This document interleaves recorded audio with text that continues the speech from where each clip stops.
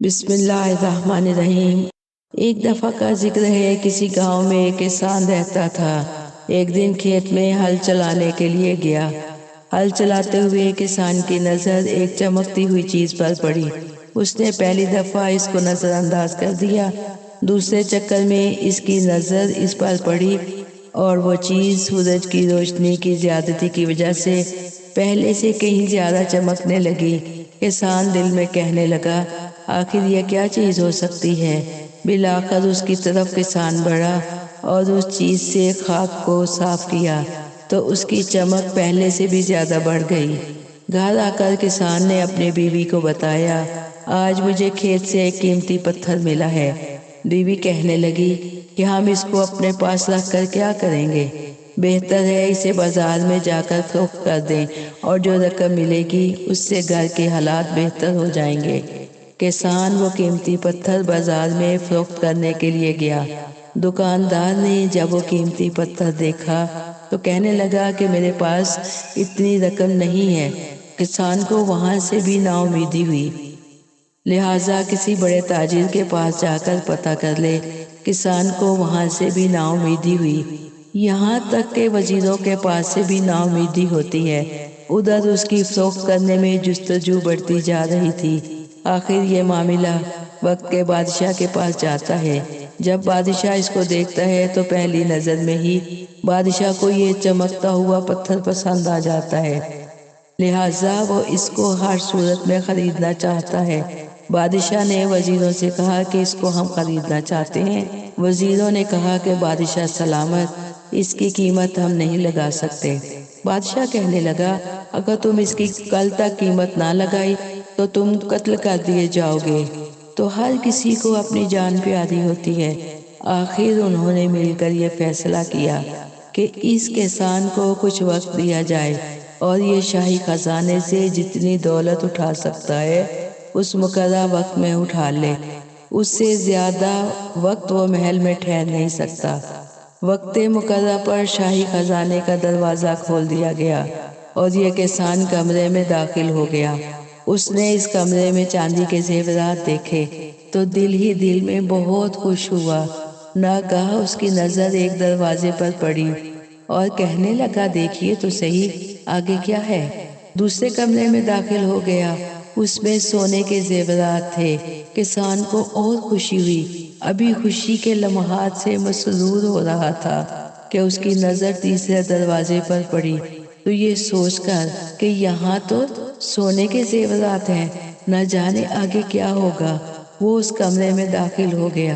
یہاں پر اس کو ہیرے جواہرات دیکھنے کا موقع ملا اور خود کو بڑا خوش قسمت تصور کرنے لگا۔ اسی لمحے اس کی نظر چوتھے دروازے پر پڑی اور وہ اس چوتھے دروازے میں داخل ہو جاتا ہے۔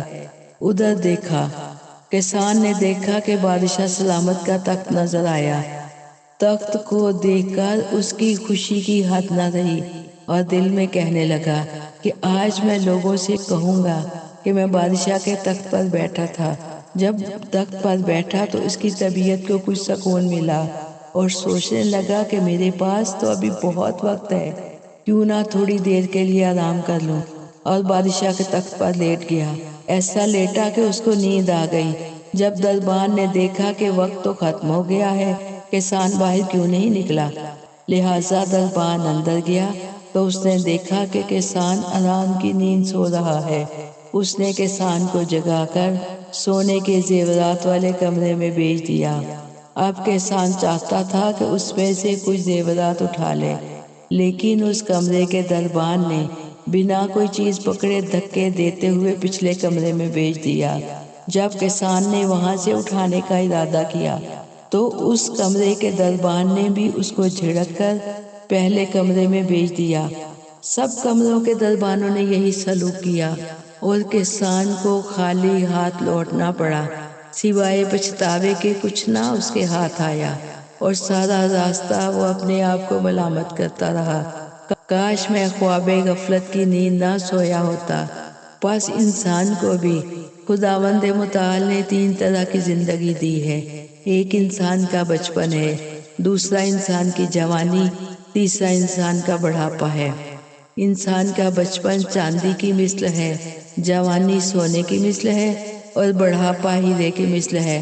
اگر انسان نے اس سے کوئی فائدہ حاصل نہ کیا اور خواب غفلت میں سویا رہا تو مثل کسان اس کو سوائے پچھتاوے کے کچھ ہاتھ نہیں آئے گا۔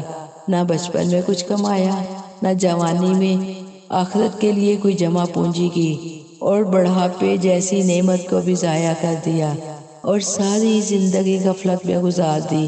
ادھر جب عذاب خداوندی کو دیکھے گا تو بے ساختہ انسان پکار اٹھے گا، کاش دنیا میں مجھے دوبارہ لٹایا جائے اور پھر پوری زمین پر مجھ سے زیادہ اچھا عمل کرنے والا کوئی نہ ہوگا۔ لیکن یہ خداوند متعال کا فیصلہ ہے، آج عمل کا دن ہے، حساب کا نہیں۔ کل حساب کا دن ہے، عمل کا نہیں۔